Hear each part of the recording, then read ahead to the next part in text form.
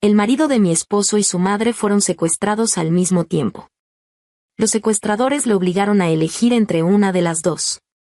Él, creyendo que la secuestrada era mi madre, no dudó en elegir a su primer amor. Al final, su madre cayó desde el edificio y murió en el acto. Después, me abrazó y me dijo, Martina, lo siento. Sé que estás destrozada por la muerte de tu madre, pero María es tan joven, no podía creerlo. Lucas, era tu propia madre, ¿cómo puedes vivir con eso en tu conciencia? Lucas me miró furioso, Martina, sé que estás sufriendo por la muerte de tu madre, pero mi madre siempre te trató tan bien, ¿cómo puedes maldecirla así? Capítulo 1. El corazón humano es lo más complejo de este mundo. Siempre pensé que entre María y su propia madre, Lucas no dudaría en elegir a esta última. Pero la realidad me golpeó con fuerza. Lucas escogió a su primer amor. Se arrodilló en el suelo, señalando en dirección a María, y gritó desesperadamente a los secuestradores, la elijo a ella, suelten a María, por favor. Acababa de llegar a la azotea cuando escuché esas palabras. Y entonces, vi impotente cómo los secuestradores empujaban a Carmen desde lo alto del edificio. ¡Mamá! Corrí como una loca hacia ella, pero no pude siquiera rozar el borde de su ropa. Mientras tanto, mi marido Lucas abrazaba fuertemente a María, sin dejar de mostrar su preocupación. María, ¿estás bien? ¿Te duele algo? ¿Necesitas ir al hospital? María, con el rostro pálido, se llevaba la mano al pecho con gesto asustado. Lucas, estoy bien. Menos mal que llegaste. Pensé que nunca más te volvería a ver. Esa expresión de fragilidad me desgarró por dentro.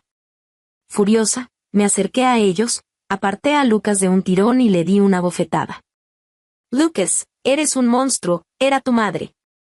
Mi fuerza arrastró a María, que cayó al suelo. Lucas se tocó la mejilla y, en lugar de enfadarse, su primer impulso fue ayudar a María con ternura. María, ¿te encuentras bien? Al ver su preocupación, la rabia me consumía aún más. Volví a agarrar a María y le di otra bofetada que la hizo caer al suelo. Ella se cubrió la cara, llorando desconsoladamente, sin parar de gemir, Lucas, Lucas. Por fin Lucas me miró con furia. Martina, ¿te has vuelto loca? Tu madre ha muerto, ese era su destino. ¿Cómo puedes desquitarte con María, que es inocente? Me temblaba todo el cuerpo de rabia, casi no podía respirar. ¿Así que él creía que la otra persona secuestrada era mi madre? ¿Pensaba que quien había muerto era mi madre? Esa misma madre que durante 7 años aprendió a preparar caldos nutritivos para cuidar su estómago delicado. Para él, frente a María, mi madre no valía nada. Lucas parecía desconcertado por mis palabras, como si no terminara de entender. En ese momento, María se dejó caer en sus brazos como si no tuviera huesos. Lucas, no discutan más por mi culpa. Todo es mi error, no debí haber regresado, si yo no hubiera. Su actitud de fragilidad extrema me hizo apretar los dientes de rabia. Basta, María, si no fuera por ti. Basta, Martina. Lucas me cortó con dureza. Por respeto a que tu madre acaba de morir, no voy a seguir discutiendo contigo. Cuando volvamos a casa, reflexiona bien, porque si no, nos divorciamos. Dicho esto, tomó en brazos a María, que sollozaba, y se marchó sin mirar atrás. Me quedé sola en aquella azotea vacía y helada. El viento frío agitaba mi cabello, rozaba mi rostro, trayendo consigo una gélida sensación. Salí de la comisaría después de declarar cuando ya había oscurecido. Mi secretaria me llamó con voz angustiada. Señora Martina, tenemos un problema grave. El señor Lucas ha malversado una gran suma de fondos de la empresa para invertir en la familia de María. Esta pareja sinvergüenza.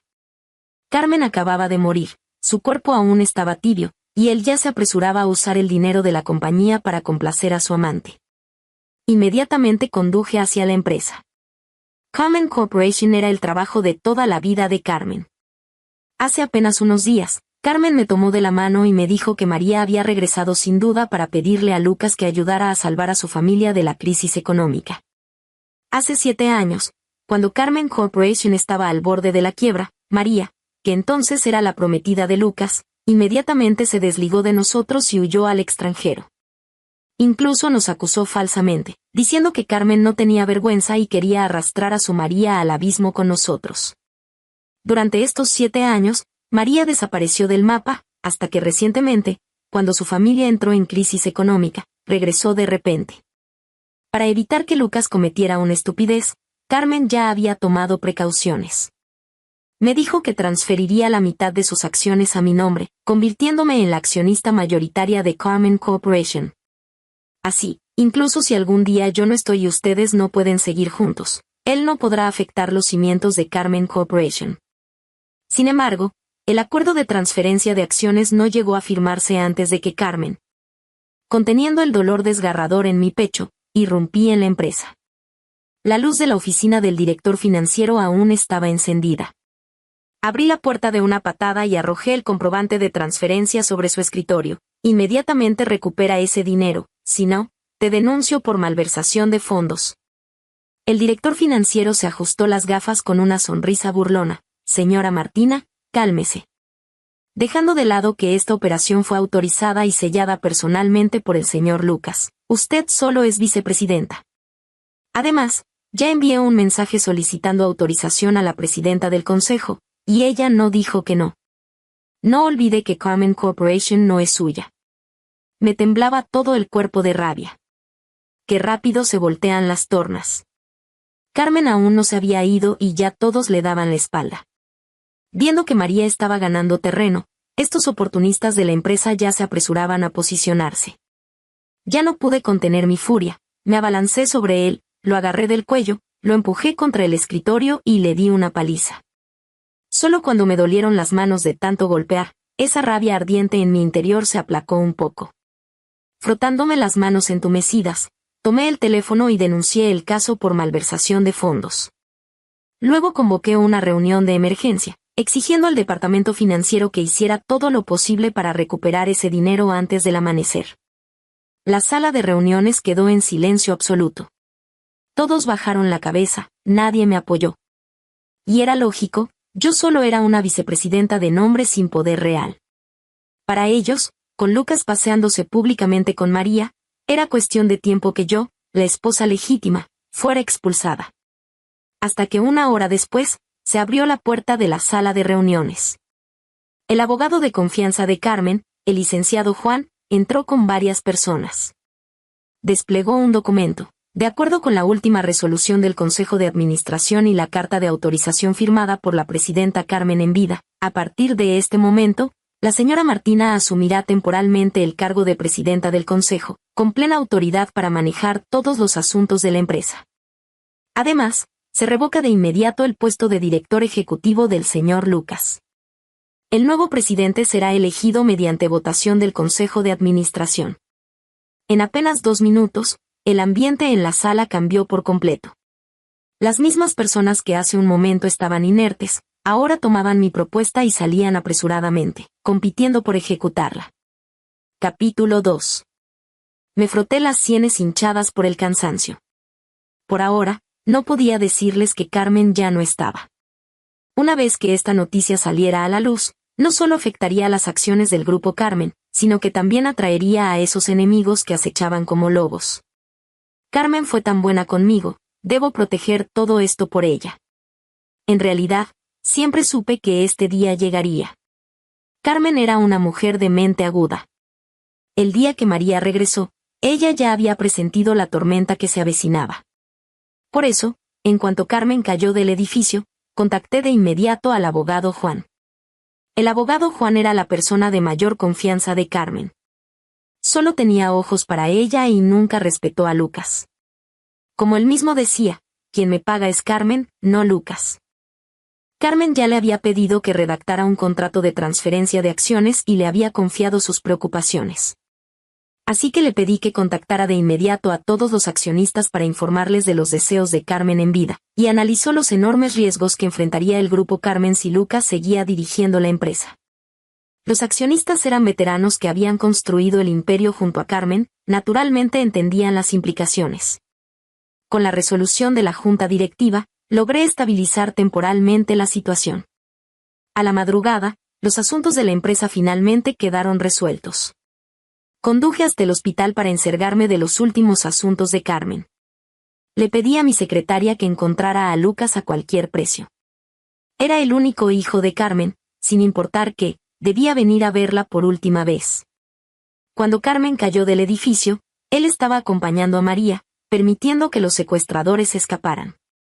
Mientras yo declaraba en la comisaría, él estaba ocupado desviando fondos de la empresa para ayudar a María. Mientras yo estabilizaba la situación de la compañía, él desapareció sin rastro junto a María. Este desgraciado, debía arrastrarlo ante Carmen para que se arrodillara y se arrepintiera. No esperaba que, apenas llegara a la puerta del depósito de cadáveres del hospital, viera a Lucas y María de pie allí, como si me estuvieran esperando a propósito. Pensé que finalmente había recobrado la conciencia y venía a encargarse del funeral. Pero apenas abrió la boca, destrozó completamente mi última esperanza. Me preguntó con impaciencia: Martina, ese es el dinero de mi familia, ¿con qué derecho me impides usarlo? Lo miré incrédula. ¿Entonces viniste aquí no para ocuparte del funeral de tu madre, sino por dinero?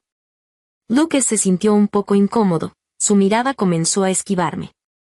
Al ver esto, María tiró suavemente de su ropa y lo miró con esos ojos llorosos. Lucas inmediatamente enderezó la espalda de nuevo. ¿Y qué si es así? Martina, llevamos casados 7 años, deberías saber que siempre he amado a María. Si no fuera porque ella enfermó y tuvo que irse al extranjero para tratarse, ¿cuándo te habría tocado casarte conmigo? Por supuesto, ni María ni yo somos desagradecidos. Si ahora sacas el dinero para ayudar a la familia de María a superar esta crisis, haré que María se vaya al extranjero, y nosotros 3 seguiremos viviendo como antes. ¿Nosotros 3? Su discurso desvergonzado me hizo reír. Lucas, tú y María son tal para cual. Igual de despiadados, igual de desvergonzados. Gente tan despreciable como ustedes merece ser fulminada por un rayo. Lucas se puso rojo de ira por mis palabras, sin poder articular respuesta. María, en cambio, comenzó a llorar. Martina, no le hables así a Lucas. Él y yo crecimos juntos, 30 años de sentimientos. Los secuestradores lo obligaron a elegir, cualquiera habría elegido a la persona con quien ha pasado más tiempo. No es culpa de mi hermano, es naturaleza humana. Levanté la mano y le di otra bofetada. Tú misma dices que hasta un perro sabría elegir a quien conoce desde hace más tiempo. Entonces, ¿por qué Lucas te eligió a ti y no a su madre? Lucas quedó completamente atónito. Estaba a punto de seguir con mi sarcasmo cuando María, cubriéndose el rostro, lloró aún más fuerte. Hermana, sé que estás muy triste porque tu madre falleció, te entiendo. Pero ¿cómo puedes maldecir a la tía? En vida, ella siempre te trató como a una hija, incluso mejor que a Lucas. Sus palabras fueron como una llave que encendió instantáneamente la ira de Lucas. Martina, ¿cómo puedes ser tan malvada? Antes de irse de viaje, mi madre me llamó especialmente para pedirme que no te descuidaras solo porque María había regresado. Miré a este hombre estúpido frente a mí, incluso sentí que enfadarme era innecesario. Señalé fríamente la puerta del depósito de cadáveres. ¿Es tu madre o la mía? Entra a verlo y lo sabrás. El rostro de Lucas mostró un destello de duda, como si realmente quisiera entrar a ver. En ese momento, María palideció de repente y se desplomó suavemente en los brazos de Lucas. Lucas, me duele mucho el pecho, ¿podrías llevarme a ver a un médico? Se cubrió el pecho con el ceño fruncido, como si fuera a desmayarse en cualquier momento. Lucas entró en pánico de inmediato y la levantó en brazos sin dudarlo. No tengas miedo, María, te llevaré al médico ahora mismo. Se dio vuelta con ella en brazos, listo para irse. Miré su espalda, el dolor en mi corazón me ahogaba. Este era el hombre que compartió mi cama durante 7 años. Hablé fríamente, advirtiéndole por última vez. Lucas, si te vas hoy, no volverás a ver a tu madre en esta vida. Sus pasos se detuvieron por un momento. Apenas unos segundos después, se alejó a grandes pasos con María en brazos, sin mirar atrás. Me quedé allí parada, viendo su figura desaparecer al final del pasillo. Siempre supe que Lucas no tenía criterio propio, que era influenciable. Pero mi madre me había dicho que ese tipo de hombres sabían cuidar a las mujeres. Y realmente me cuidó durante 7 años. Me mudé del sur al norte y no me acostumbraba a la comida de aquí. Fue especialmente al sur a aprender cocina, y al regresar me preparaba cada día platos diferentes de mi tierra natal. Sabía que extrañaba mi hogar, así que construyó junto a la villa una casa idéntica a la de mis padres, para que pudieran venir a quedarse cuando quisieran. Cada vez que tenía el periodo, me preparaba agua de azúcar morena con sus propias manos, me masajeaba el vientre y me contaba historias para que me durmiera. En su momento, todos criticaban a María por haberlo traicionado y huido cuando la familia de Lucas cayó en desgracia. Pero él me daba gajos de naranja pelados en la boca, sonriendo. Debería agradecerle que me dejara, si no, ¿cómo habría podido casarme con una esposa tan maravillosa como Martina? Pensé que seríamos felices así para siempre. No esperaba que cuando María regresara, todo cambiaría. No sé si nuestros sentimientos cambiaron, o si durante estos 7 años él solo estuvo actuando. Pero esa persona era su madre, quien lo dio a luz y lo crió durante más de 30 años. ¿Era la persona que mejor lo trataba en este mundo? Carmen, fuiste fuerte toda tu vida, trabajaste arduamente, solo querías que tu hijo pudiera vivir inocente y feliz. Pero su inocencia y felicidad, al final, te costaron la vida. ¿Te arrepientes? Capítulo 3. En vida, Carmen era muy coqueta y cuidaba muchísimo su apariencia. Pero al caer desde el edificio, su rostro quedó completamente desfigurado. Decidí retrasar la cremación y contraté al mejor restaurador de cuerpos para que pudiera partir con dignidad. Sin embargo, esa decisión estuvo a punto de llenarme de un remordimiento que me perseguiría toda la vida. Al día siguiente, recibí una llamada alarmada del restaurador. Me dijo que el cuerpo de Carmen había desaparecido, que alguien que decía ser su hijo se lo había llevado. Al oír la palabra hijo, se me encogió el corazón, aunque todavía guardaba una pizca de esperanza. Quizás Lucas finalmente se había enterado de que la fallecida era Carmen. Así que no me preocupé demasiado. Hasta que recibí su llamada. En ese momento sentí que el mundo se me venía encima. Al otro lado de la línea, su voz tenía un dejo de satisfacción y chantaje. Martina, saca 100 millones para invertir en el negocio de la familia de María. Si no, venderé el cuerpo de tu madre. Temblé de rabia y le grité al teléfono, Lucas. ¿Ni siquiera levantaste la sábana para mirar? ¿Quién murió, tu madre o la mía? Por supuesto que miré, replicó con toda la seguridad del mundo. Aunque el rostro está irreconocible, mi madre jamás usaba faldas. Simplemente increíble. Después de vivir más de 30 años con su propia madre, la identificaba solo por si llevaba falda o no. Sentí que estaba a punto de arrodillarme ante él. Respiré hondo, tratando de controlar mis emociones. Dile a María que venga a verme. Le haré la inversión de inmediato. No metas a María en esto, ella es inocente. Todo esto fue decisión mía. ¿Ves? Hasta él tiene momentos de lucidez. Sabía perfectamente que si yo buscaba a María, no sería para nada bueno. Siguió parloteando al teléfono. Martina, sé que estás devastada por la muerte de tu madre. Pero María todavía es joven, tiene toda la vida por delante. Mamá ya estaba mayor, siempre con achaques, vivir era un sufrimiento para ella. Apreté el móvil con tanta fuerza que mis uñas casi se me clavaban en la palma. Lucas, escúchame bien.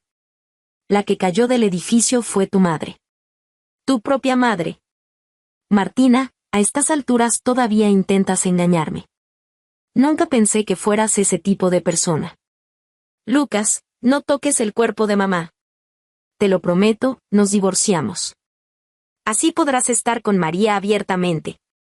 Martina, no lo entiendes. No quiero el divorcio. Solo espero que me comprendas, que seas una esposa generosa. María me salvó la vida cuando éramos niños, no puedo dejarla sin hogar. Mientras se recreaba en su propio delirio, el técnico a mi lado me hizo una señal de OK. Exacto, prolongué adrede esa conversación absurda para rastrear su ubicación. Ese idiota. Hace tiempo que dejé de tener esperanzas en él.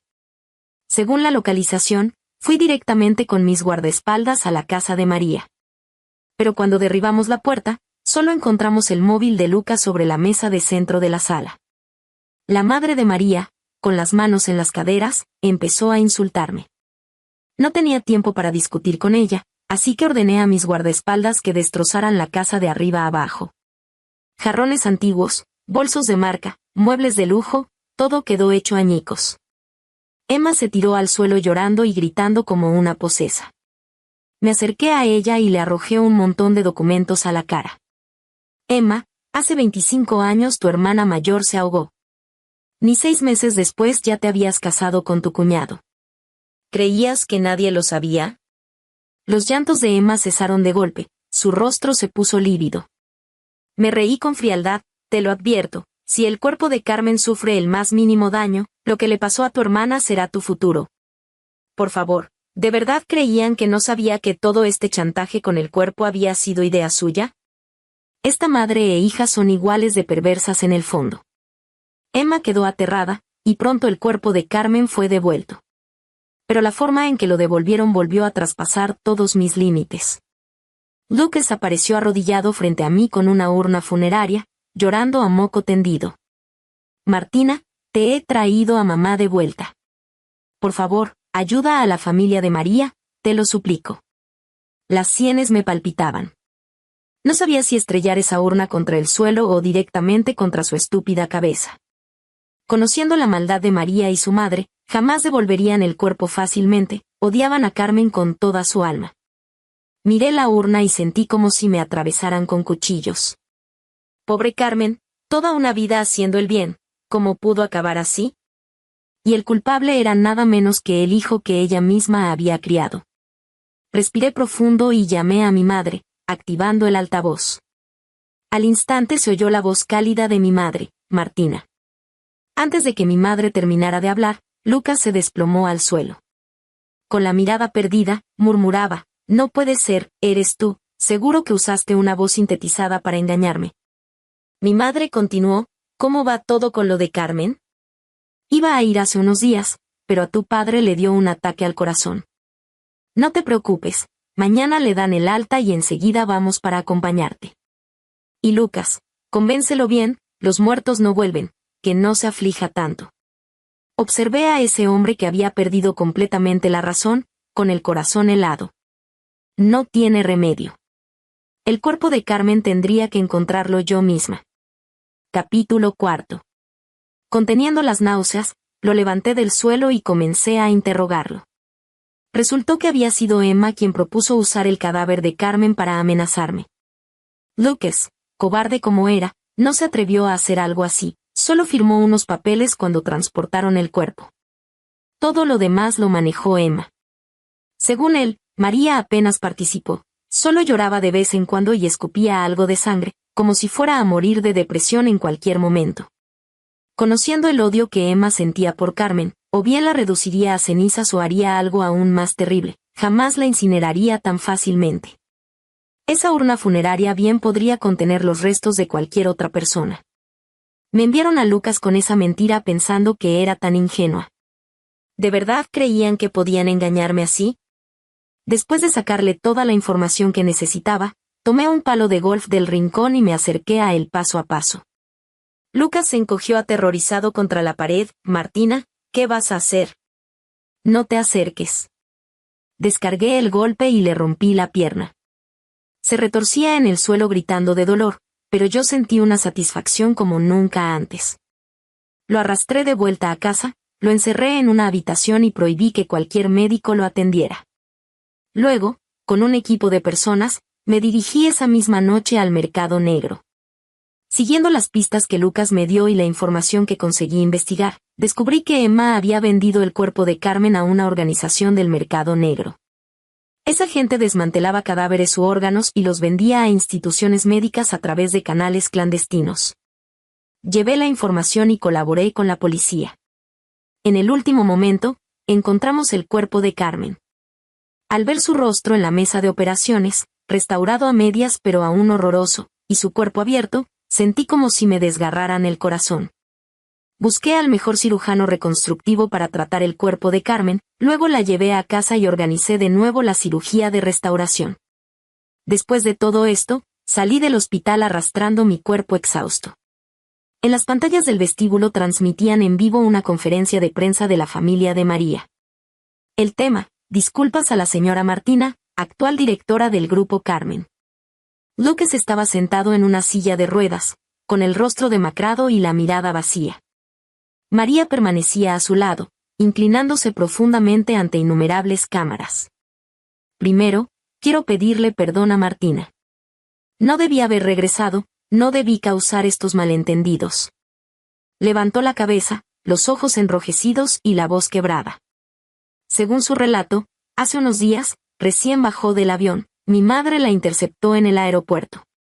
Mi madre le dio una maleta llena de dinero, rogándole que no volviera, temiendo que ella y Lucas reavivaran su romance y afectaran nuestro matrimonio. Entonces aparecieron los secuestradores, y al ver ese dinero, la secuestraron a ambas. Mi madre gritó que su yerno era hijo del hombre más rico de la ciudad, así que los secuestradores extorsionaron a Lucas nuevamente. En la azotea, después de recibir el dinero, obligaron a Lucas a elegir. Lucas no quería elegir en absoluto.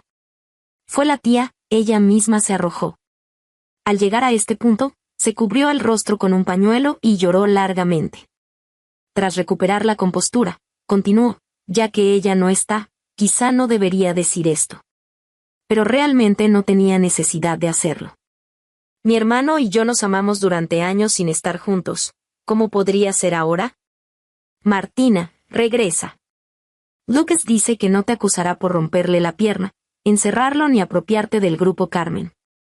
Si vuelves, tanto el Grupo Carmen como toda la familia serán tuyos. Un murmullo recorrió el auditorio. En un instante, yo, Martina, me convertí en enemiga pública número 1, una mujer malvada que, aprovechando la ausencia de su suegra, rompió la pierna de su esposo y se apropió del patrimonio familiar. Incluso la muerte de mi madre fue tachada de merecida. Algunos hasta especularon, con tanta crueldad, ¿quién sabe si también fue responsable de la muerte de Carmen? Las críticas inundaban Internet. Me quedé inmóvil frente a la pantalla, observando el rostro bañado en lágrimas de María, con una calma extraña. Mi teléfono no dejaba de sonar, no contesté ninguna llamada. Por un momento, incluso llegué a dudar, al distorsionar la verdad con tanta desfachatez, ¿acaso era yo quien estaba equivocada? ¿Realmente era mi madre quien había muerto? Martina. Una voz cálida y familiar resonó. Levanté la vista y vi a papá y mamá abriéndose paso entre la multitud hacia mí. Mamá me abrazó: Martina, hija mía, cuánto has sufrido. El abrazo familiar y su aroma quebraron de repente mis nervios tensos. Recordé la noche antes de que Carmen cayera del edificio, así me abrazaba ella también, diciéndome con ternura: Martina, casarte con Lucas te ha hecho sufrir. Tan bondadosa, mejor conmigo que con su propio hijo, Carmen se había ido para siempre. Como una niña perdida, rompí a llorar en los brazos de mamá. Lloré largo rato, hasta sacar toda la pena y el dolor que llevaba dentro. Capítulo 5. Con el apoyo de mis padres, me recuperé y volví a levantarme. Tenía que vengar a Carmen. Antes, quería que Lucas supiera la verdad, que comprendiera que quien había muerto era su madre biológica. Pero ahora había cambiado de opinión. Quería que viviera lúcido y sufriendo, que la muerte le pareciera un alivio. Siempre sospeché que la muerte de Carmen había sido una trampa orquestada por María. La tarde del día en que cayó del edificio, Carmen me llamó. Me contó que María la había buscado y le había prometido que si la ayudaba a salvar a su familia de la crisis, se iría del país inmediatamente y jamás volvería a ver a Lucas. Carmen la rechazó de inmediato. Aún recordaba vívidamente cómo María la había traicionado años atrás. ¿Cómo podría ayudarla ahora? Carmen temblaba de rabia al teléfono. No sabes lo siniestra que fue la sonrisa de esa muchacha al final. Me dijo que no me arrepintiera. Por la noche volvió a llamarme para amenazarme, diciéndome que lo pensara bien. Dios mío, ¿cómo pudo convertirse en alguien tan despreciable una niña que de pequeña parecía tan dulce? ¿Con esos trucos baratos pretende intimidarme? Carmen era cautelosa y solía grabar llamadas importantes. Después encontré esa grabación en su teléfono y la guardé. Pero esa grabación por sí sola no bastaba para demostrar que María había planeado el secuestro y el asesinato. Necesitaba pruebas más directas. Preparé un plan doble. Por un lado, contraté al mejor detective privado por una suma considerable para vigilar a María y su madre las 24 horas. Como aún no habían logrado su objetivo, seguramente harían más movimientos. Por otro lado, contraté a gente para buscar a los secuestradores. Aunque todos llevaban máscaras, siempre he tenido buen olfato. Recordaba claramente que uno de ellos llevaba un perfume muy particular, JK número 9. Cada fragancia de JK es de edición limitada mundial, y del número 9 solo se vendieron 50 frascos. Encontrar a esa persona no sería difícil, solo requería tiempo. Una semana después, encontré un nombre familiar, Pablo. El padre biológico de Lucas, un hombre al que Carmen odió toda su vida y del que nunca nos habló. La investigación reveló que hace un mes, justo cuando la familia de María enfrentaba la crisis económica, Pablo se había reunido con María. Y el día del secuestro de Carmen, Pablo había tomado el primer vuelo de regreso al país. Inmediatamente entregué esta información a la policía. Con su ayuda, pronto obtuvimos los registros de llamadas entre Pablo y María dentro del país. En las conversaciones, María le prometía que una vez que se casara con Lucas, les permitiría reconciliarse como padre e hijo, y que el grupo Carmen sería suyo. Insistió repetidamente en que durante el secuestro no debían dejar que Carmen hiciera ningún ruido, que le pusieran una capucha negra pero dejando los ojos al descubierto, para que Carmen viera con sus propios ojos cómo su hijo la abandonaba antes de ser arrojada desde lo alto del edificio. Solo teníamos las grabaciones, sin evidencia directa de su conspiración, así que la policía aún no podía arrestarlos. Por eso acordé colaborar con ellos para hacer salir a la serpiente de su madriguera. Después de aquella rueda de prensa de María donde distorsionó la realidad, sufrí un acoso virtual sin precedentes. Pero no di explicaciones. Al contrario, publiqué 2 declaraciones a título personal. Primera, a partir de ahora, el grupo Carmen nunca colaborará con ninguna empresa o individuo que invierta en la familia de María. Segunda, he presentado una demanda de divorcio ante el tribunal, exigiendo que Lucas se vaya con las manos vacías. Tras las declaraciones, Internet explotó. ¿Esta mujer está loca? ¿Le roba las cosas a alguien y encima se jacta así? Son amor de infancia, tú que eres la tercera en discordia, vete a morir. Exigimos que se investigue si la señora Carmen fue asesinada por esta bruja. ¿Alguien tan desalmado, cómo no le cae un rayo? ¿Su madre murió por todas las maldades que hizo en su nombre? A veces pienso que la gente es muy extraña. No les importa la verdad sobre la caída del edificio, no les importa el dolor de los familiares del difunto, pero sí les importa el chisme de quién hace mejor pareja con quién. Sin embargo, al ver que la tensión en Internet crecía cada vez más, me sentía nerviosa pero también expectante. María quería casarse con Lucas para salvar a su familia usando a Lucas. Pablo quería recuperar a su hijo y quedarse con la herencia de Carmen. Ahora mis 2 declaraciones hacían que sus objetivos parecieran inalcanzables. ¿Qué harían? ¿Renegociar o actuar desesperadamente? Esperé pacientemente hasta el día de la audiencia de divorcio. Ese día, la sala del tribunal estaba abarrotada de periodistas y curiosos. Normalmente los casos de divorcio no pueden transmitirse en vivo, pero tras múltiples solicitudes mías, el juez consultó a Lucas, quien para demostrar su magnanimidad ante el público, aceptó de buen grado. Así, con la aprobación del tribunal, nuestro caso de divorcio sería transmitido en vivo por toda la red. Antes de la audiencia, Lucas me dio un ultimátum con el rostro frío. Martina, te doy una última oportunidad. Arrodíllate ahora y discúlpate con María, saca 100 millones para ayudarla, y podré perdonarte. Sin mostrar emoción, señalé su silla de acusado, tú eres el demandado. ¿Lo entiendes? Tú. Se puso pálido de la rabia. María inmediatamente lo detuvo, diciendo con voz dulce, Lucas, no te enfades. Luego se volvió hacia mí, con expresión de fingida bondad, hermana Martina, no actúes impulsivamente. Si realmente se divorcian, ¿cómo vas a dirigir el grupo Carmen siendo una extraña? No tienes ni el nombre ni la legitimidad. Muchos en la galería la apoyaron, elogiando su bondad y generosidad. A ese tipo de persona ni siquiera me dignaba a mirarla. Me sacudí la ropa sucia, manchada por la leche y los huevos que la gente me había arrojado esa mañana, y me dirigí directamente al estrado de la parte demandante. Capítulo 6. El juez, al verme toda despeinada y sucia, me preguntó amablemente si necesitaba arreglarme un poco primero. Miré hacia el guardaespaldas en la tribuna de espectadores, quien asintió casi imperceptiblemente. Sonreí y dije, no es necesario, señoría. Quiero mantener esta ropa sucia para revelar el comportamiento aún más sucio de ciertas personas. Quiero que todos los que me acosaron en Internet vean con sus propios ojos que es realmente la justicia que creían defender. La gente se burló y comenzaron los insultos. Hasta que el juez golpeó el mazo y preguntó, demandante, ¿cuál es la razón principal por la que solicita el divorcio? Respondí con voz clara y firme, el demandado, sin escrúpulos ni humanidad, asesinó a su propia madre con sus propias manos y luego se coludió con el asesino para traficar con su cadáver. En un instante, toda la sala quedó en completo silencio. Incluso el experimentado juez se quedó atónito. Lucas fue el primero en reaccionar, saltando de su asiento. Martina, estás mintiendo. La que murió fue tu madre.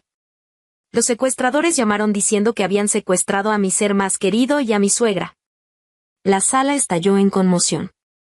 El juez golpeó el mazo con fuerza. Silencio. Silencio. Sin prestar atención a sus gritos, presenté tranquilamente 3 pruebas en video al tribunal. El primer video era de las cámaras de seguridad de la azotea el día que Carmen cayó, registrando claramente cómo Lucas se arrodilló suplicando, eligió a María, y cómo los secuestradores empujaron a Carmen desde el edificio. El segundo video mostraba la escena cuando la policía desmanteló el mercado negro de órganos, con Carmen destripada. El tercer video mostraba a Carmen después de la reconstrucción facial, descansando pacíficamente en la morgue esperando la cremación. Cuando terminaron los 3 videos, Lucas se desplomó, deslizándose de la silla al suelo.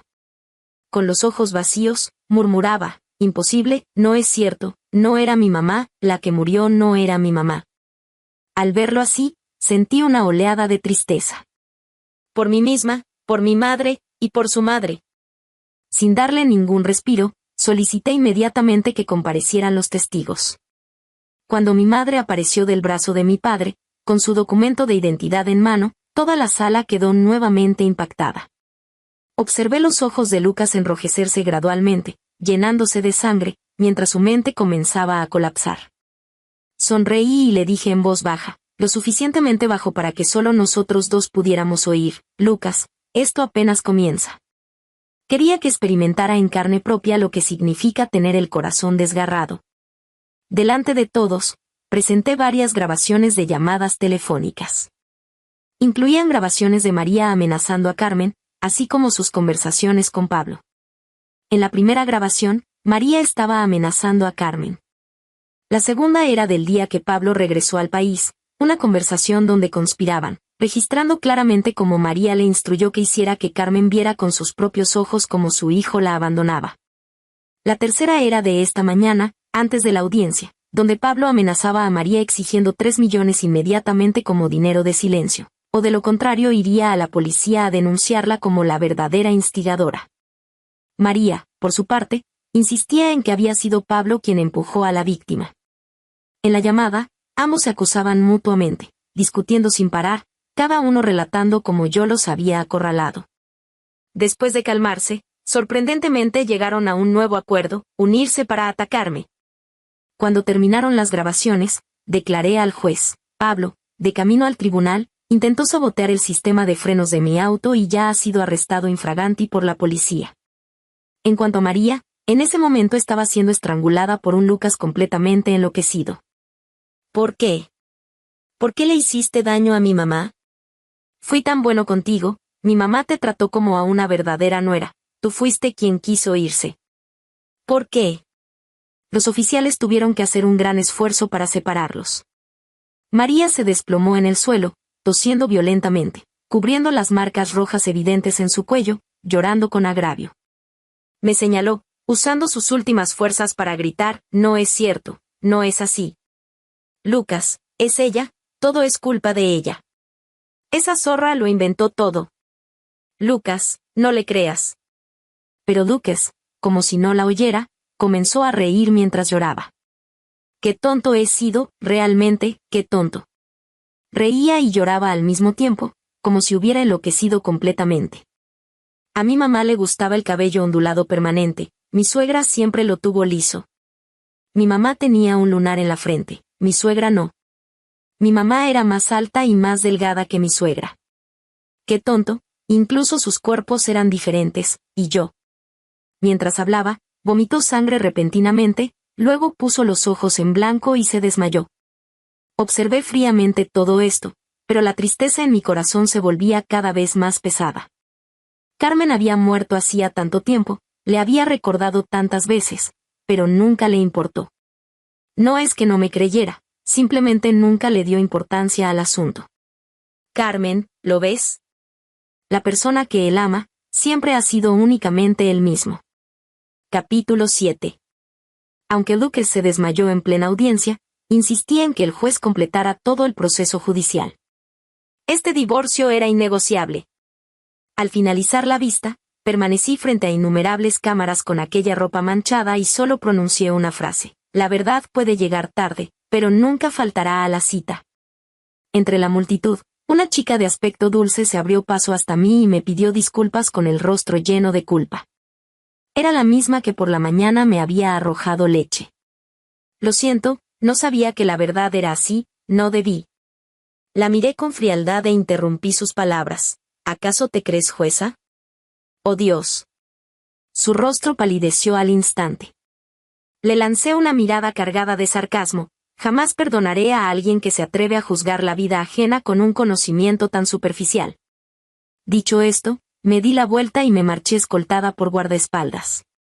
En poco tiempo, el escándalo de hace 25 años salió a la luz en Internet. Emma había asesinado a su propia hermana para casarse con su cuñado. El escándalo fue monumental. La familia de María quedó completamente destruida. Las sentencias de los diversos cargos fueron llegando una tras otra. Pablo, por múltiples delitos de secuestro, instigación al asesinato e intento de homicidio, fue condenado a pena de muerte con suspensión de 2 años. María, por secuestro, instigación a homicidio intencional, robo y tráfico de cadáveres, fue condenada a 25 años de prisión y privación de derechos políticos de por vida. Emma, por instigación al asesinato, robo, tráfico de cadáveres y el homicidio de hace más de 20 años, recibió cadena perpetua. Y Lucas, por robo y tráfico de cadáveres, fue sentenciado a 3 años de cárcel. Desde prisión, Lucas solicitó verme en múltiples ocasiones. Rechacé todas sus peticiones. De pie frente a la lápida de Carmen, acaricié suavemente su rostro sonriente en la fotografía. Mamá, en esta vida no quiero volver a verlo jamás. No me culparás por ello, ¿verdad? Una brisa pasó rozando los crisantemos blancos frente a la tumba. Me pareció ver a Carmen sonriéndome mientras decía, no te culpo, hija. Gracias, Martina. Si te gustó esta historia, por favor haz clic en suscribir a mi canal. Bienvenidos a nuestro canal de audiohistorias. Suscríbete y deja tu like para no perderte ninguna historia. Que disfrutes la historia. Hannah estaba sentada a la mesa en la acogedora, pero ahora tan extrañamente vacía, cocina. A través de las cortinas se filtraban suaves rayos de sol que iluminaban el papel tapiz descolorido y las esquinas desgastadas de la mesa donde ella y su hija, Chloe, tan a menudo tomaban el té mientras platicaban de todo. En sus manos, Hannah apretaba el teléfono, pegándoselo a la oreja como si eso pudiera acortar la distancia entre ella y su hija. La voz de Chloe, sonora y llena de vida, fluía desde el auricular, llenando la cocina con una calidez que tanta falta hacía. Mamá, no lo vas a creer. El papel tapiz de la sala es simplemente un desastre, reía Chloe. Y Hannah podía imaginar a su hija poniendo los ojos en blanco, de pie en medio de su nueva casa. Se está despegando por las esquinas, como si se estuviera burlando de mí a propósito. Y Alex, bueno, es un héroe, claro, pero con el pegamento es un completo desastre. Ayer se pasó toda la tarde quejándose. Hannah sonrió, pero la sonrisa se desvaneció rápidamente, reemplazada por una punzante nostalgia. Se imaginó a Chloe en su nueva casa, con el pelo revuelto, vistiendo una camiseta vieja manchada de pintura, y a Alex, cegaramente tratando de ocultar su irritación detrás de su habitual sonrisa bonachona. Esa imagen era tan viva, tan cercana y, al mismo tiempo, infinitamente lejana. Hacía 6 meses que Chloe se había mudado, yéndose con su esposo a otra ciudad. Y desde entonces, la casa de Hannah parecía haber perdido sus colores. Sin la risa sonora de su hija, sin su costumbre de tararear en voz baja, sin sus pasos apresurados sobre las crujientes tablas del suelo, la casa se sentía ajena, fría, casi sin vida. Hannah desvió la mirada hacia una taza vacía que estaba sobre la mesa. Era la taza favorita de Chloe, blanca con un ridículo dibujo de un gato con gafas, que su hija había traído de algún viaje. Mamá, es mi estilo, se reía cuando Hannah bromeaba sobre su elección.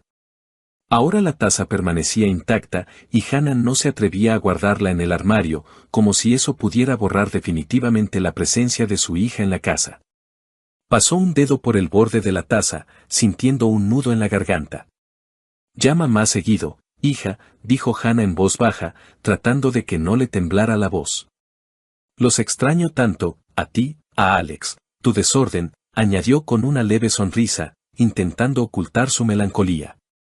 Oh, mamá, extrañas mis cosas tiradas por todas partes, respondió Chloe con un reproche juguetón. No te preocupes, ya te haré un buen desorden cuando vaya de visita. Te prometo que pronto nos daremos una escapada. Alex ya está soñando con tus pasteles. Los estaré esperando, respondió Hannah, y en su voz brilló una chispa de esperanza. Las palabras de Chloe, tan simples y cálidas, disiparon por un momento la soledad, envolviendo su corazón en una luz suave. Pero tan pronto como su hija se despidió y el teléfono enmudeció, el silencio volvió a caer sobre Hannah como un pesado manto. Dejó el teléfono y abrazó la taza con las manos, como si pudiera retener en ella el calor de la voz de Chloe. En su memoria surgieron momentos que ahora parecían lejanos, casi irreales. Como ella y su hija hacían panqueques, discutiendo cuánta azúcar poner en la masa. Como Chloe, todavía en la escuela, corría hacia ella con las rodillas raspadas, ocultando las lágrimas detrás de una valiente sonrisa. Como juntas eligieron un vestido para la graduación, riendo hasta las lágrimas por los diseños ridículos. Estos recuerdos eran a la vez dulces y dolorosos, porque acentuaban el vacío que había quedado tras la partida de su hija. Hannah se levantó y se acercó a la ventana, mirando el patio otoñal donde el viento arrastraba las hojas caídas. Alguna vez, ella y Chloe paseaban por allí, recogiendo castañas. Ahora el patio estaba vacío, al igual que su corazón. No solo extrañaba a su hija, sino también a esa versión de sí misma que se sentía necesitada, amada, insustituible. Chloe había comenzado una nueva vida, y Hannah se alegraba por ella, pero no podía deshacerse de la sensación de que su propia vida se había estancado, perdiendo su sentido. De repente, un timbre agudo en la puerta rompió el silencio. Se sobresaltó, dejó su té a medio beber y se arregló instintivamente el cabello, alisando los mechones rebeldes que se habían escapado de su moño desordenado. Seguro es Brenda, que viene a pedir sal otra vez, pensó, recordando cómo su vecina del primer piso solía aparecer con el salero vacío y un montón de historias sobre su gato. Hannah se levantó del sofá y caminó hacia la entrada. Al abrir la puerta, se quedó helada. En el umbral no estaba Brenda, sino un mensajero con una mirada cansada y un ramo de rosas rojas en las manos. Las flores eran espectaculares, brillantes, frescas, con pétalos aterciopelados de los que emanaba un aroma dulce, casi embriagador. Hannah se quedó desconcertada. Michael, su esposo, no era propenso a los gestos románticos. En 20 años de matrimonio, solo le había regalado flores en ocasiones especiales, como aniversarios o cumpleaños, y aún así, solía elegir modestos claveles o tulipanes. Un ramo tan exuberante de rosas parecía algo de otra vida, no de su realidad. Flores para usted. Adentro hay una nota, masculló el mensajero mientras le entregaba el ramo. Su voz sonaba indiferente, como si ya hubiera entregado 100 ramos iguales ese día y solo soñara con un descanso. Hannah aceptó las flores con vacilación, sintiendo como sus tallos fríos rozaban sus dedos. Murmuró unas palabras de agradecimiento, cerró la puerta y regresó a la sala, apretando el ramo contra su pecho. Su corazón latía un poco más rápido de lo normal. Una mezcla de sorpresa y una tímida alegría. Quizás Michael había decidido sorprenderla. Quizás era su manera de recordarle que todavía la amaba, a pesar de sus conversaciones cada vez más escasas y la frialdad que se había instalado sigilosamente entre ellos en los últimos años. Puso el ramo sobre la mesa e inhaló el aroma de las rosas, cerrando los ojos. Por un instante, le pareció que era joven de nuevo, que Michael, como en los primeros años de su matrimonio, la esperaba al volver del trabajo con flores y una sonrisa. Pero al abrir los ojos, notó una pequeña tarjeta blanca atada con una cinta de satén que envolvía los tallos. Los dedos de Hannah temblaron cuando desató con cuidado la cinta y desdobló la nota. En la tarjeta, con una caligrafía pulcra, estaba escrito: «Te amo, Jessica». El nombre la golpeó como una bofetada. Jessica. Un nombre ajeno, desconocido, afilado como una cuchilla que se clavó en su corazón, dejando tras de sí un vacío helado. Hannah releyó la nota, esperando haberse equivocado, que fuera alguna broma o un error tipográfico. Pero las letras eran claras. Apretó la tarjeta con tanta fuerza que el papel se arrugó en su mano y se dejó caer en una silla, sintiendo que las rodillas le flaqueaban. Las rosas, que un minuto antes parecían un regalo, ahora lucían como una traición, una burla a sus esperanzas. Todo el día, Hannah intentó distraerse. Lavó los platos, reorganizó cosas, incluso encendió la televisión, pero sus pensamientos volvían a esas palabras: «Te amo, Jessica». ¿Quién era Jessica? ¿Por qué su nombre estaba en un ramo destinado a ella? Recordó el rostro de Michael, sus ojos cansados, su costumbre de permanecer en silencio durante la cena. Quizás simplemente se había equivocado al encargar las flores, pero en el fondo de su alma ya se agitaba una terrible sospecha que intentaba alejar. Cuando Michael regresó a casa por la noche, Hannah lo recibió en el vestíbulo. Él se quitó el abrigo, echó un vistazo a la mesa vacía y, sin notar el ramo, preguntó: «¿La cena estará lista pronto?». Hannah, en silencio, sacó del bolsillo la nota arrugada y se la extendió. Su mano temblaba y sus ojos buscaban en el rostro de él la verdad, alguna pista que la calmara o lo destruyera todo. «¿Qué es esto?», preguntó, y su voz, a pesar de su intento por sonar tranquila, se quebró traicioneramente. Michael tomó la nota, la leyó rápidamente y frunció el ceño. Por un instante, Hannah percibió confusión en su mirada, pero él se recompuso rápidamente. «Debe ser un error, Hannah», dijo, encogiéndose de hombros como si fuera una niñedad. «Seguramente en la florería mezclaron los pedidos. Ahora llamo y lo aclaro.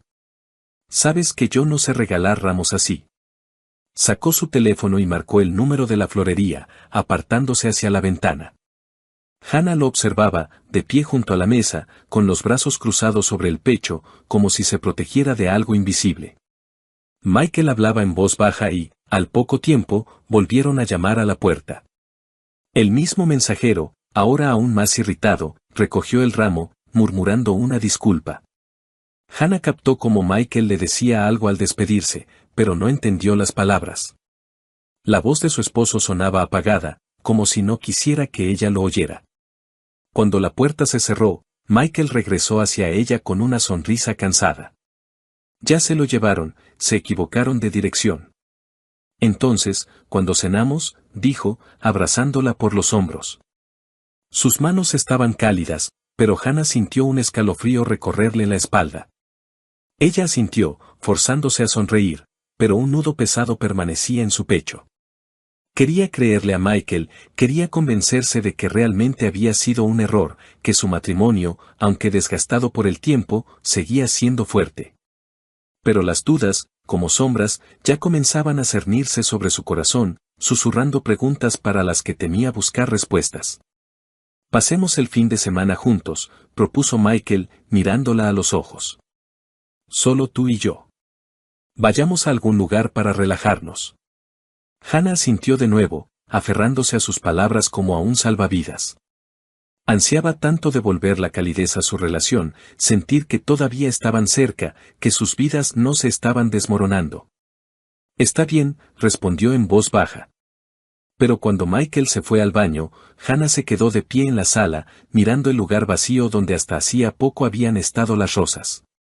La nota había desaparecido, el ramo se lo habían llevado, pero el nombre de Jessica permanecía, grabado en sus pensamientos como una mancha imposible de lavar.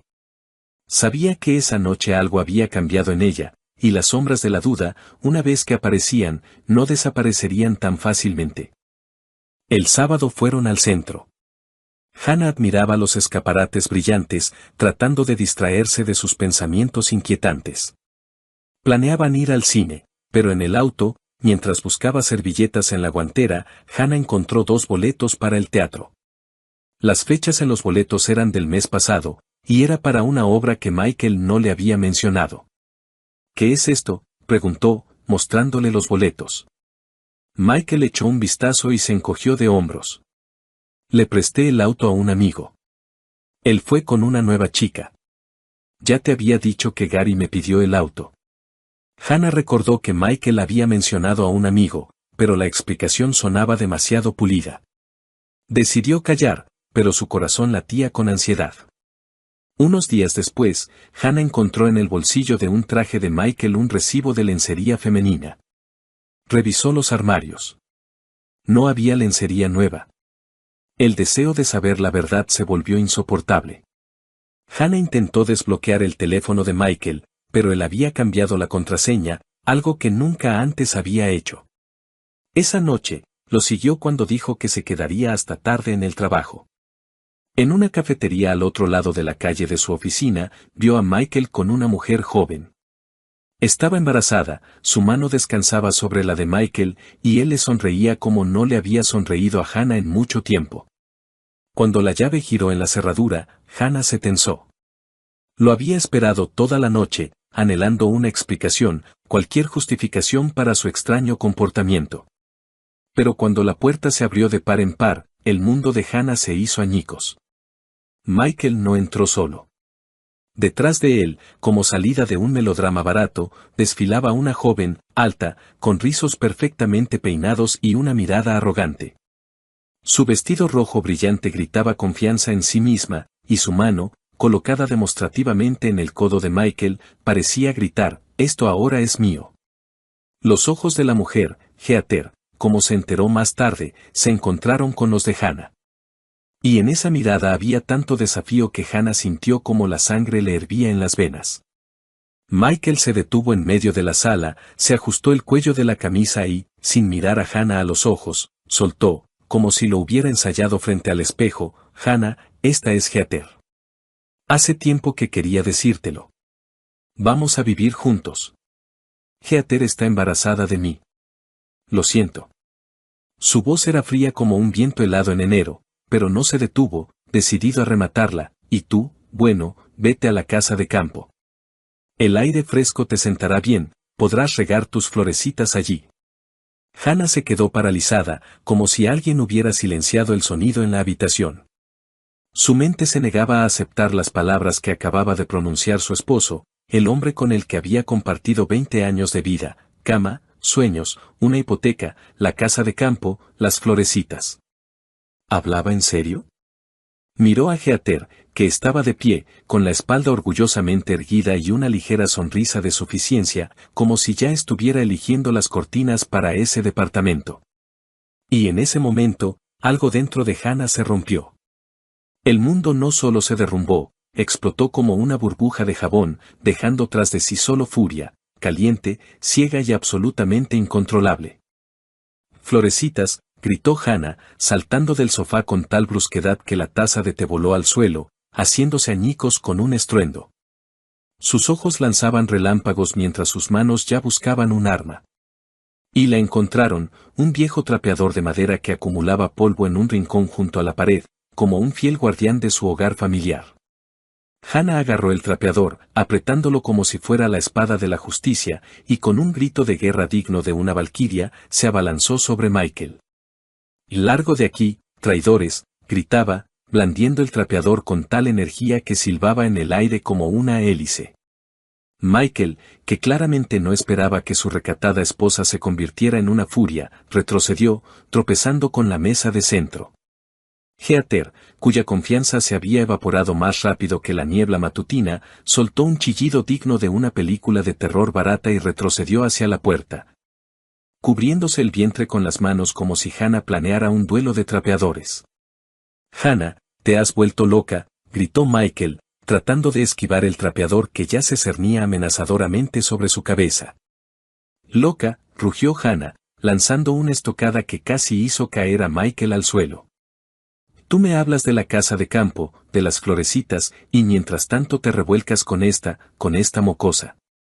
Heather emitió un chillido ofendido y corrió hacia la puerta, casi derribando el perchero en el vestíbulo. Michael, dándose cuenta de que la batalla estaba perdida, agarró a Heather del brazo y, como dos palomas asustadas, salieron volando del departamento, dejando tras de sí solo el sonido de una puerta cerrándose de golpe. Hannah, respirando con dificultad, arrojó el trapeador al suelo y cerró la puerta con un estruendo, girando la llave como si estuviera poniendo punto final a su matrimonio. Se apoyó de espaldas a la puerta y se deslizó lentamente hasta el suelo, sintiendo cómo la furia daba paso al dolor. Las lágrimas brotaron a raudales. En su cabeza, los recuerdos giraban como un torbellino. Su boda, cuando Michael bailó con ella bajo la lluvia, olvidándose de los invitados, el nacimiento de Choe, cuando él, llorando de felicidad, sostuvo a la pequeña en sus brazos, las promesas que le susurraba por las noches, jurando que estarían juntos para siempre. Todo eso había sido aplastado ahora por sus palabras, por su traición, por esa ridícula Heather con su vestido rojo. Se abrazó las rodillas, hundiendo el rostro en las manos, y lloró hasta que le dolió la garganta. La noche se extendió, interminable, como una pesadilla de la que era imposible despertar. Hannah abrazó una almohada que olía a su pasado compartido y trató de entender cómo su vida, tan familiar y querida, se había convertido en esta farsa absurda. En algún lugar en el fondo de su alma, todavía esperaba que fuera un sueño, que por la mañana Michael entrara con una sonrisa culpable y lo explicara todo. Pero su corazón conocía la verdad. La puerta que había cerrado de golpe ya no se abriría para él. ¿Y el trapeador?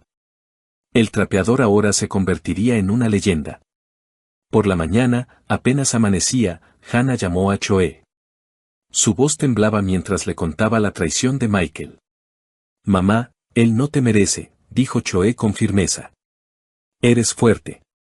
Saldremos de esto. El divorcio es la única salida. Te encontraremos a alguien nuevo». Choe llegó unas horas después, abrazó a su madre y no la soltó hasta que dejó de llorar. Más tarde, llegó la amiga de Hannah, Linda, con una botella de vino y una caja de pasteles. «No estás sola, Hannah», dijo Linda, apretándole la mano. «Estamos contigo». Sus palabras, su calidez, se convirtieron para Hannah en un salvavidas en un mar de dolor. 2 semanas después, en una tarde fría y húmeda de otoño, Hannah oyó un timbre vacilante en la puerta.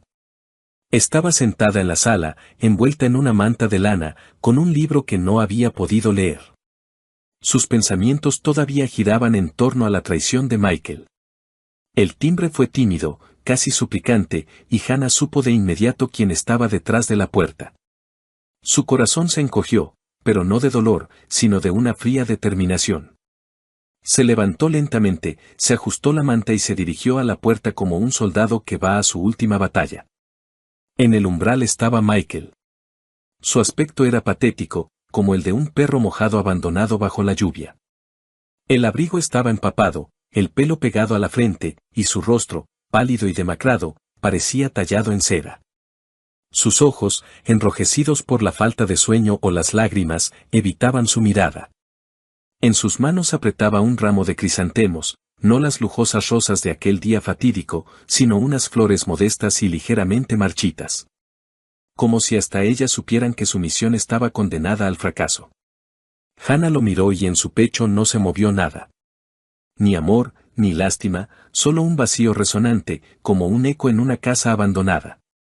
«Hannah, perdóname», comenzó Michael, y su voz temblaba, quebrándose en un ronquido. «Fui un idiota, ciego, estúpido. Heather, ella me engañó. El bebé no es mío. Ella lo planeó todo, quería mi departamento, mi dinero, mi vida. Pero me di cuenta de mi error. Se fue, volvió con su novio, y yo no puedo vivir sin ti. Dio un paso adelante, extendiendo el ramo como si fuera la llave de su perdón. Pero Hannah no se movió. Lo miró, al hombre que una vez amó tanto que estaba dispuesta a perdonarle todo, su silencio, su frialdad, su distanciamiento. Pero ahora, frente a ella había un extraño, cuyas palabras sonaban como un ruido vacío, como la lluvia tras la ventana que no conmueve el alma. Sus lágrimas, sus súplicas, no la afectaron. Parecían dirigidas a otra Hannah, a la que creía en su matrimonio, en su para siempre. Vete, Michael, dijo ella, y su voz, baja pero firme como el acero, cortó el aire. Lo nuestro se acabó. Michael se quedó paralizado. Su rostro se desfiguró, como si ella lo hubiera golpeado. Abrió la boca para objetar, pero Hannah no le dio oportunidad. Lenta pero decididamente, cerró la puerta, y el sonido del cerrojo al cerrarse resonó como el acorde final de su historia. Michael gritó algo desde el otro lado. Su voz era apagada, suplicante, pero Hannah no escuchó. Se dio la vuelta, de espaldas a la puerta, y sintió como el peso que la había atenazado durante todas esas semanas comenzaba a disolverse. En las horas siguientes, Hannah actuó con una fría meticulosidad, como si realizara un ritual de purificación.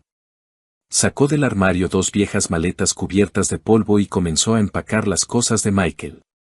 Sus camisas, cuidadosamente dobladas, olían a su colonia, y por un instante sus dedos vacilaron, pero apretó los dientes y continuó. Trajes, corbatas, calcetines, incluso su gorra de béisbol favorita con el logo de un equipo de fútbol. Todo lo que le recordaba a él iba a parar a las maletas. Trabajó en silencio, y solo el golpeteo de la lluvia contra la ventana rompía la quietud.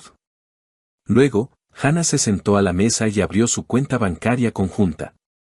Los ahorros que habían acumulado durante años para una remodelación, para unas vacaciones, para un futuro que ya no existía, los dividió por la mitad.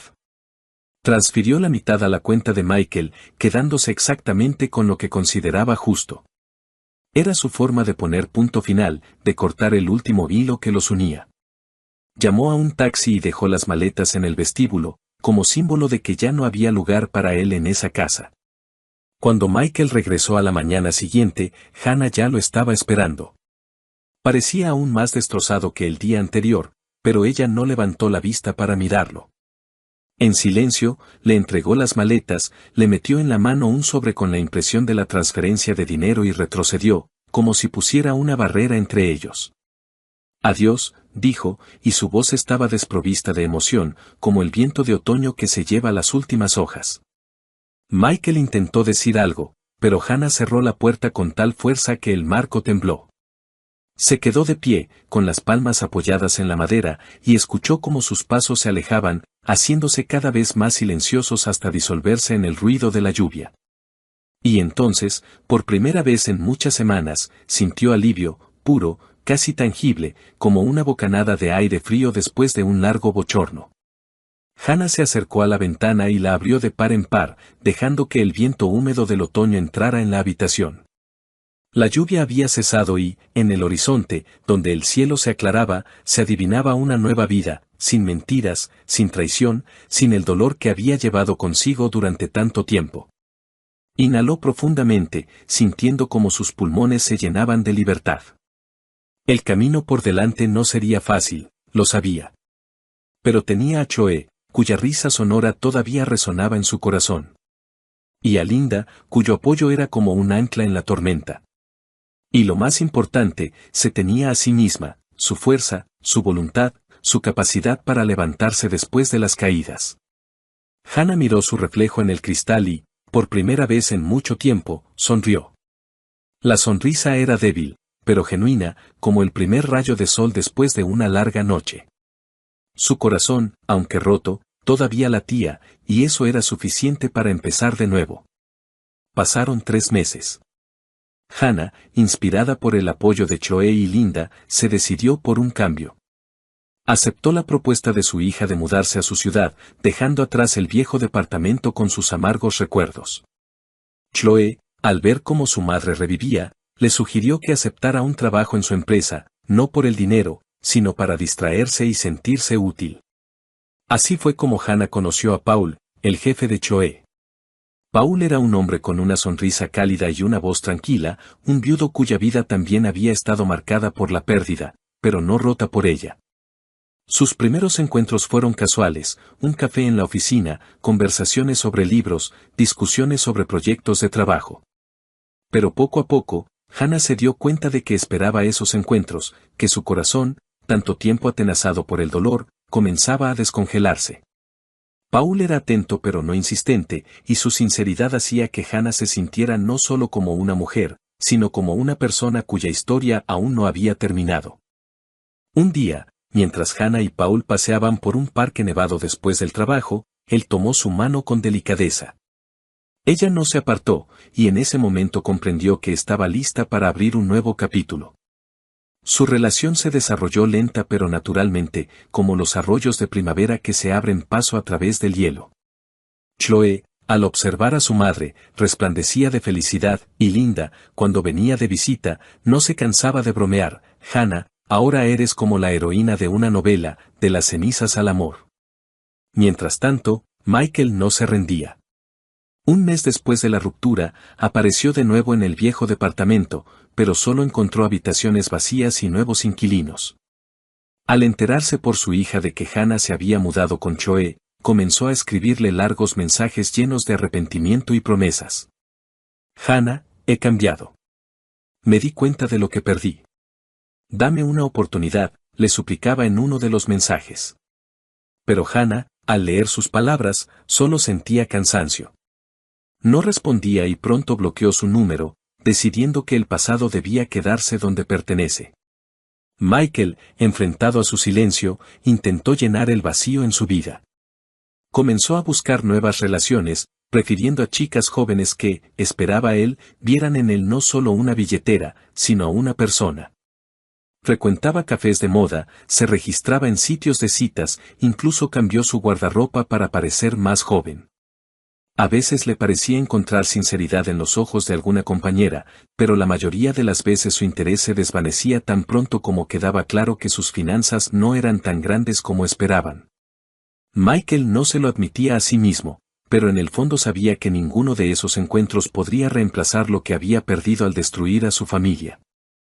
Hannah, en cambio, florecía. En la nueva ciudad, no solo encontró el amor, sino también a sí misma.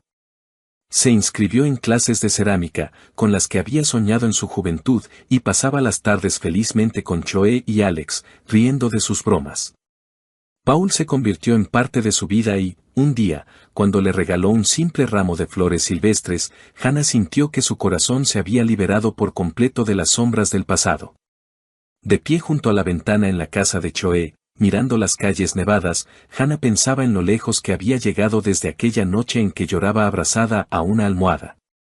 Michael, su traición, sus súplicas de perdón, todo eso se había convertido en un eco lejano.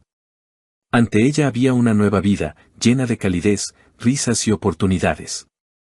Sonrió, apretando contra su pecho una taza de té caliente, y comprendió que su historia apenas comenzaba.